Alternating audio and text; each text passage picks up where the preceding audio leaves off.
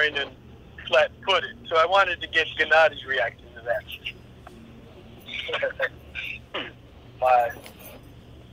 Not correct, sir.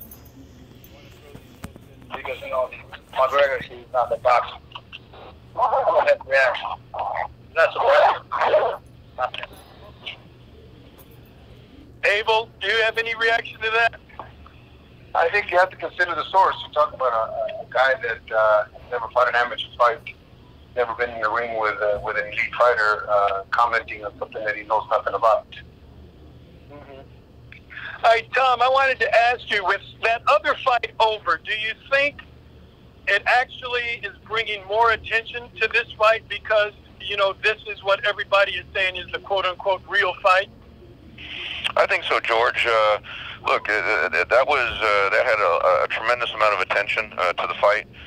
Just to be clear, I think from the Triple G side and the team, we're certainly not negative about Conor McGregor. I think just the fact of what he's accomplished in the UFC, he's clearly the most marketable fighter that they've had, and he's shown a lot of tremendous heart in the fights that he's had. It's just Gennadi's a purist, and he didn't look at that as a true boxing match. It'd be the same thing as if Floyd went into the octagon. I'd be willing to bet that Conor lasted a lot longer in the boxing ring than Floyd would have in the octagon. So, we don't want to be negative on either Conor or on the event, but I think it definitely brought a lot of mainstream attention to that event, and then we're just working on capitalizing on that momentum, and the boxing fans realize that this is the true fight, the true boxing match with the two best fighters in the middleweight division, and I think that's what the real boxing fans are looking forward to.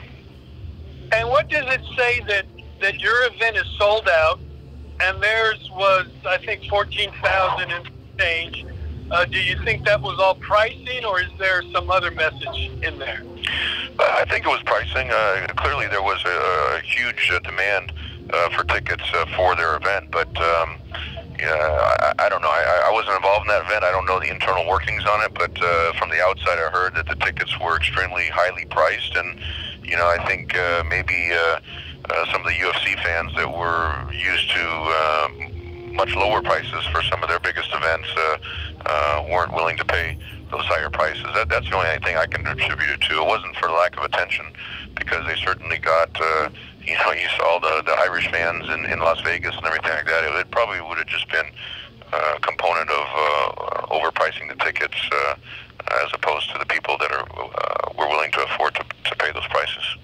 Mm-hmm. And is this the kind of matchup that can make, both of these fighters pay-per-view stars in the realm of, getting 800,000 to 1 million buys consistently?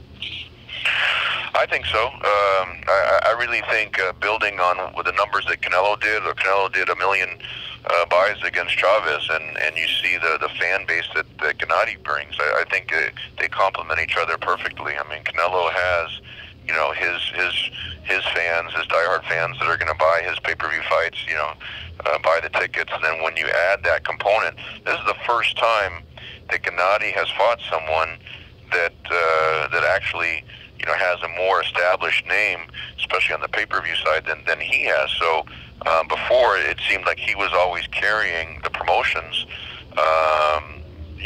When we couldn't get one of the bigger names or one of some of the biggest champions in the ring with them, and now this fight with Canelo, now we'll see how much bigger of an event this will be, where Gennady brings his fan base. He sold out I think the last 7 arenas that he's fought at, and that's from New York to London to LA.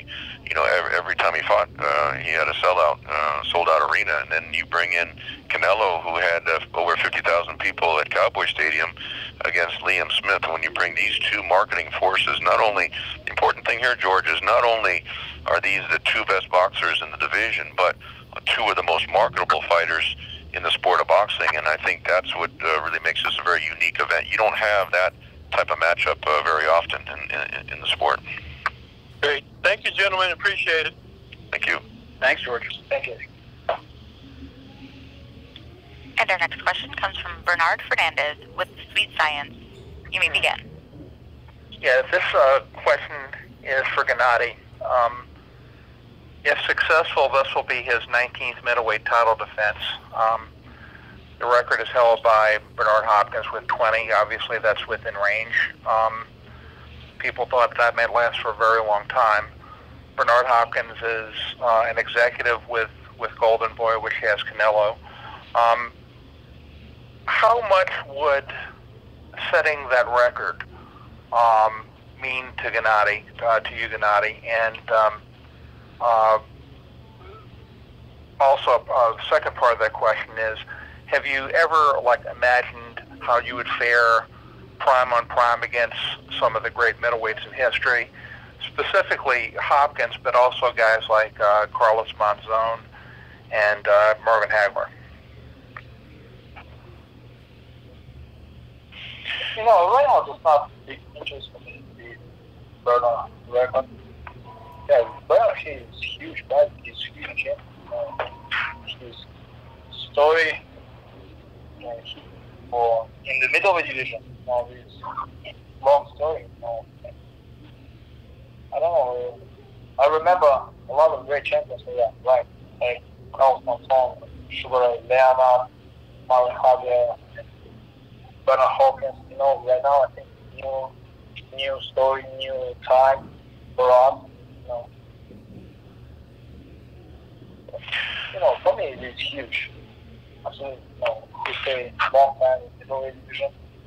Big champion is huge. Abel, could I ask you the same question? I mean, Gennady is approaching historical milestones. Where do you think he would rate on the all-time list of great middleweight champions? I don't think he's ever really contemplated how he was going to feel or breaking Bernard's record. He respects Bernard a heck of a lot. But obviously we have been in the business a long time, you and I and Tom, and we know that all these records were meant to be broken. It just, Bernard's seemed like it was unreachable. Gennady, on the pace that he's going, could end up with 5-6 more wins in the middleweight division. So it would be historical. As far as how he would fare, it's a different era. I think that Carlos Monzon was a great fighter. So was Sugar Ray Robinson. So was all those guys in their era. I think that everybody has an era. I don't know how he would have fared against those guys. I would have liked to have seen him fight Bernard in his prime, because I think Bernard, or even Roy Jones in his prime, because I think those were, that I remember, that I saw, physically saw myself, those were great fighters. But hopefully this era will be Golovkin's era, as Roy and Bernard have theirs. One last question, and this is for Gennady or whoever wants to jump in on it. We just had a situation where, for the first time since Bernard Hopkins and Jermaine Taylor were the only two people since the late 1980s to hold all 4 of the titles, including the WBO. Terrence Crawford just accomplished that.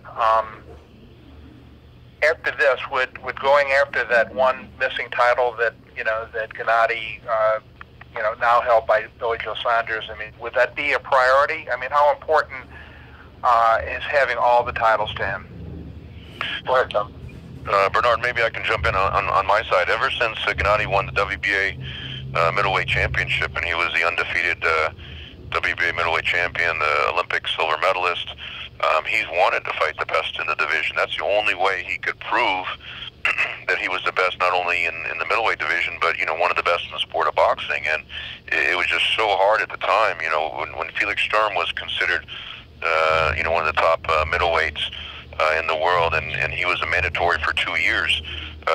Sturm did everything he could to avoid that fight. Then when Sergio Martinez was considered the best middleweight, and Gennady would have loved a matchup between to unify his WBA title with Sergio's WBC title.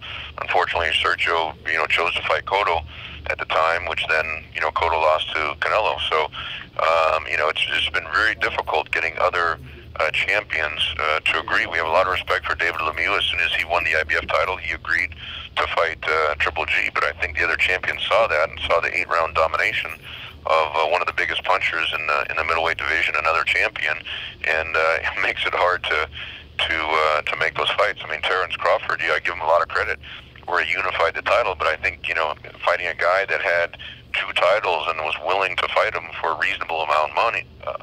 I mean, when we talked to Saunders, I mean, you're talking about telephone numbers that he wants just to get in the ring with him. And if you're confident, Gennady, there was an old story where his managers were negotiating with Eddie Hearn to come to England, and all they wanted was some tickets and a logo on the mat.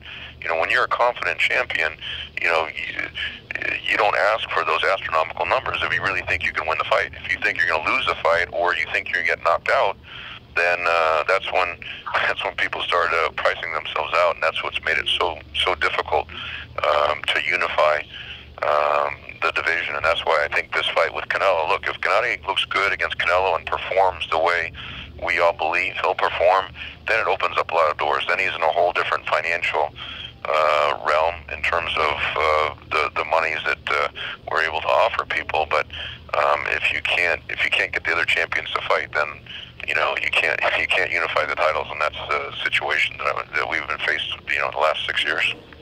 Well, the thing you said about HBO, you are you agreed to all 20 names. A lot of those guys have ducked Gennady.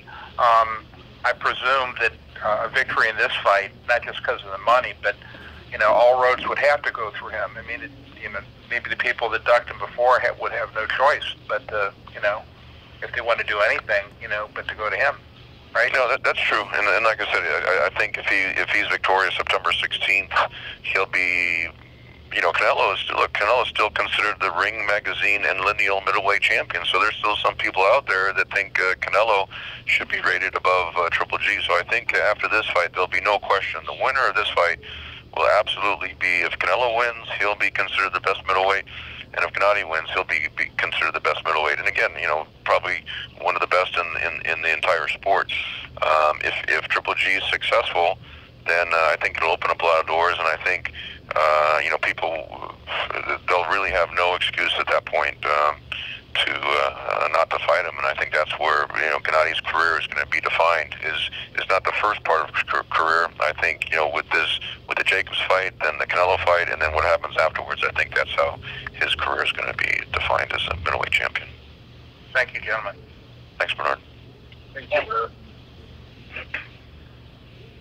And our next question comes from Sarah Deming with HBO Digital. You may begin. Hi, gentlemen. Hello. Good morning. Hi. Hi. Thanks for taking the time.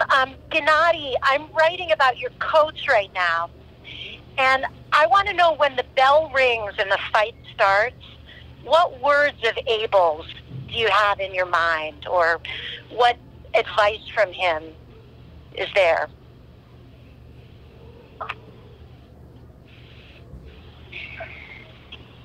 Hello. Hello, Gennady. What does he usually say to you before a round begins, Gennady? Yeah, you're right. Yeah. Patience. Patience.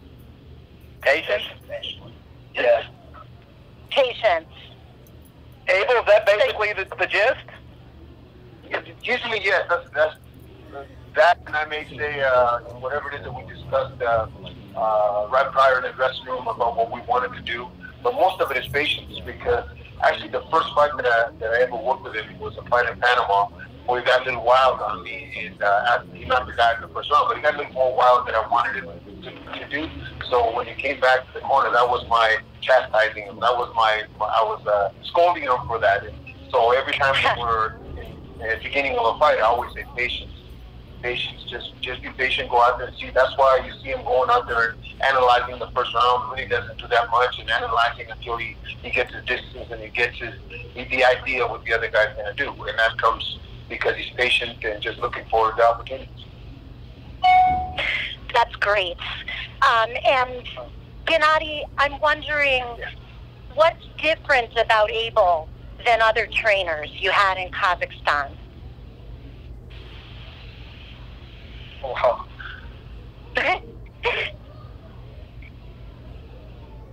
you know, when you think of what Abel taught you the most, something that he did. You know, different time, different guide, different everything. You know, more professional, professional style, very different, like amateur. You know, everything, different age, weather, food. Okay. You know, different publicity.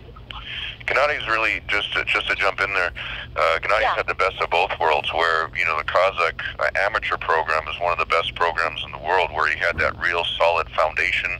I think that's where a lot of his discipline and, you know, the sacrifice that he goes through, I think that came from the Kazakh amateur program. And he had a lot of punching power, just kind of a natural punching power. He had a lot of knockouts in the amateurs, but then when he got to Abel's gym, and then Abel's philosophy and his training, I mean, really training in the Mexican style, Abel was able to add a more professional style to Gennady, where he's one of the best of cutting off the ring and putting constant pressure on his opponents, and that's where, you know, either they're knocked out by one shot or they're just worn down, as we've seen in some of the fights. They just can't take the constant pressure, and I think what Abel was able to build on you know, an already established fighter in the amateurs and the pros, I think it's just taken Gennady's career to a completely different level. Abel, how long did it take for you to transfer him into a Mexican-style fighter, and what did that take? I think it's an ongoing process, but I think going on what Tom said too, I don't think there's enough. Sometimes there's not enough credit given to what they bring us. We're lucky that we're in the position to be able to develop them after. But if we don't get that good foundation, and the Kazakh system is known in the last 15 years for creating great amateur fighters. But if they give us that foundation, it's a lot easier for us to continue to develop a more TV-friendly kind of style. It's an ongoing, to answer your question, but it's an ongoing thing. But I think when he first, after the first 4 or 5 fights, he started to understand what his role was inside the ring. To be able to sell, and to be able to give Tom and Herman Brothers the ability to be able to market it. We have to do that inside the ring, and they do it outside. But if we don't give them something to market, then it's impossible for them to do their job. Abel, is it hard to teach a fighter patience who has that killer instinct? It's hard to teach a fighter patience that wants to just fight, a natural fighter that just wants to fight.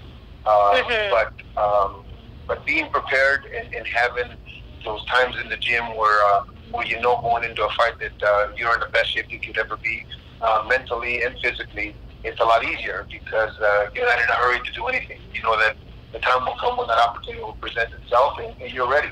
But also, I go back to the Kazakh system with 350 amateur fights and the success he had as an amateur. There's nothing he hasn't seen. There's no style he hasn't seen. There's no size he hasn't seen. There's no shape. So it's easier to be patient when there's nothing that can surprise you. That's great. And Tom, I have one last question. Tom, can you comment on the importance of Abel and his training and his legacy to the brand of Triple G from a business perspective? Oh, I think what Abel brings to the table. I mean, Abel's had, you know, many world champions in the past. I mean, it's just now with the success of Triple G, where he's getting the recognition and the accolades of, Trainer of the Year. I think the last 2 years he's received that award. But Abel's training system. Abel just brings that calmness in the corner. But the value he adds to Gennady's career is the fact that he's instilled in Gennady. Look, you need to put on a show for the fans. You need to put on an entertaining fight. So the fans that buy the tickets, the fans that tune into HBO or buy the pay-per-view, they feel like they've gotten their money's worth. And Gennady is not one of those fighters that dances around the ring for 12 rounds and then tries to collect a paycheck. He wants to put on entertainment. The fans that come to the arena or tune in on TV to his fights, they know there's going to be an exciting fight. He's never been in a dull fight, regardless of which style he's fought. Gennady Golovkin's never been in a dull fight, and that's what the fans, that's the box office draw that Abel has created out of Gennady. Naturally, Abel having his Mexican heritage and being able to teach Gennady some Spanish words and things like that, that just brings, a whole different level to Gennady's career. But I think it's just the fact that he's created such a entertaining style and entertaining fighter, and that's allowed us on the marketing and promotional side to highlight what Gennady's accomplished in the ring. Great. Thank you so much for your time, gentlemen, and good luck. Thank you.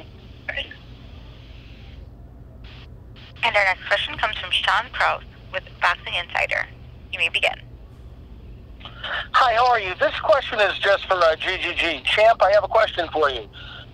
You become very popular when you fought in Southern California. I'm wondering, though, how's it going to be now knowing that you are not going to be the most popular fighter entering the ring? Is this going to have an effect on you at all, or is it something you've prepared for? Las Vegas. Yeah, probably in Las Vegas.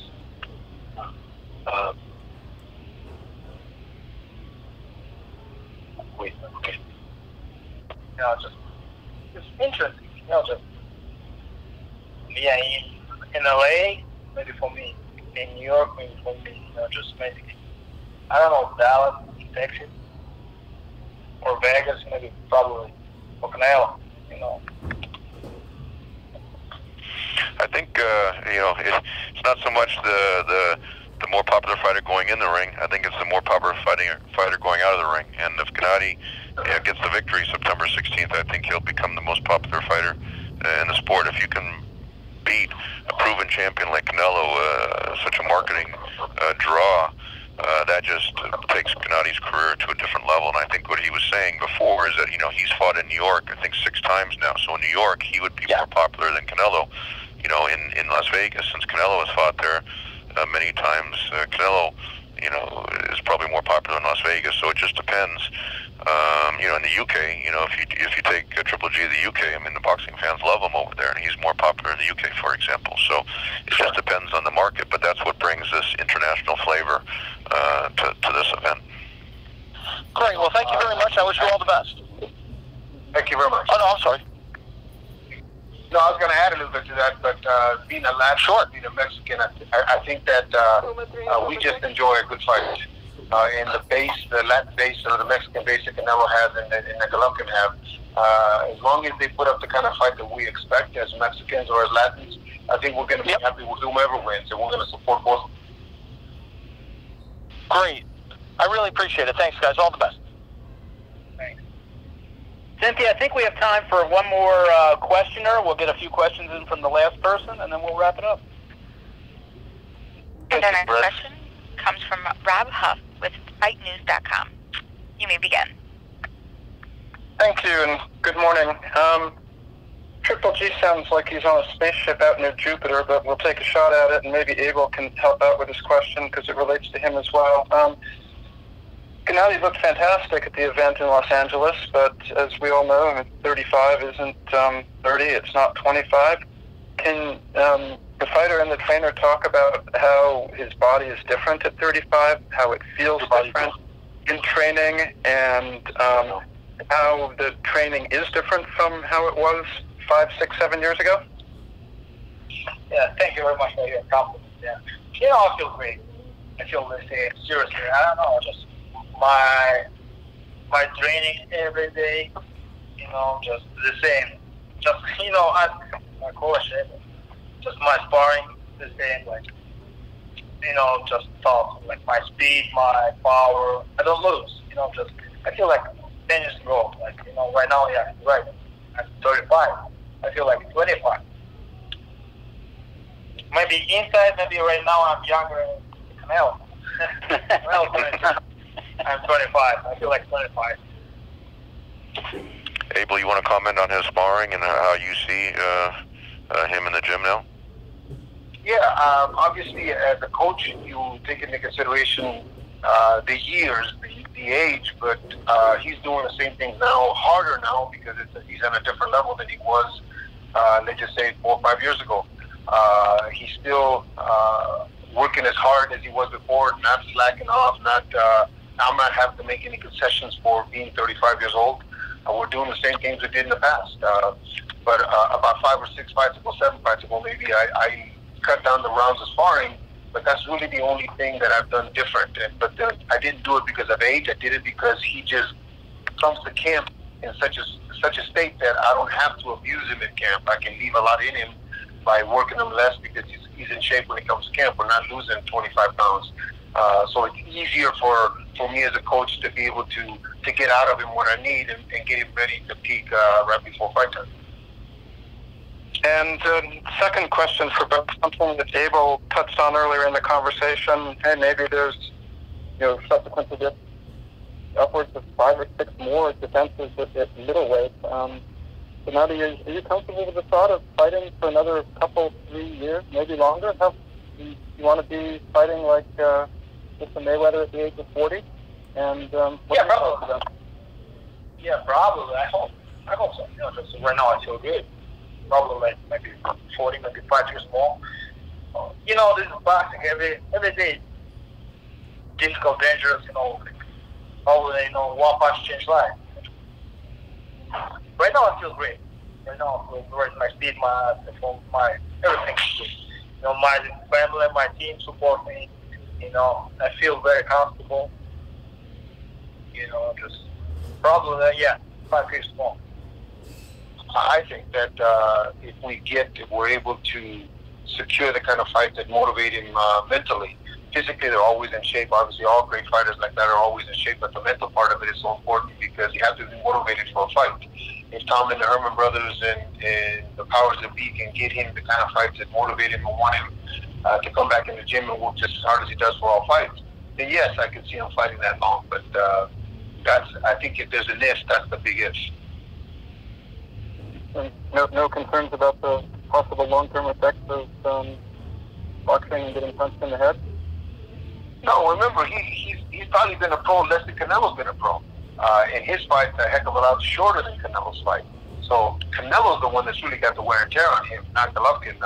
Canelo's got 49 fights. Golovkin's got, 36, 37, whatever it is that he has. And his fights have been shorter. And he turned pro in 2006. I believe Canelo's been a pro a little bit longer than he has. So, no, we don't have the long periods of training camps like we used to for the other fighters. That helps, and then his fights being shorter helps.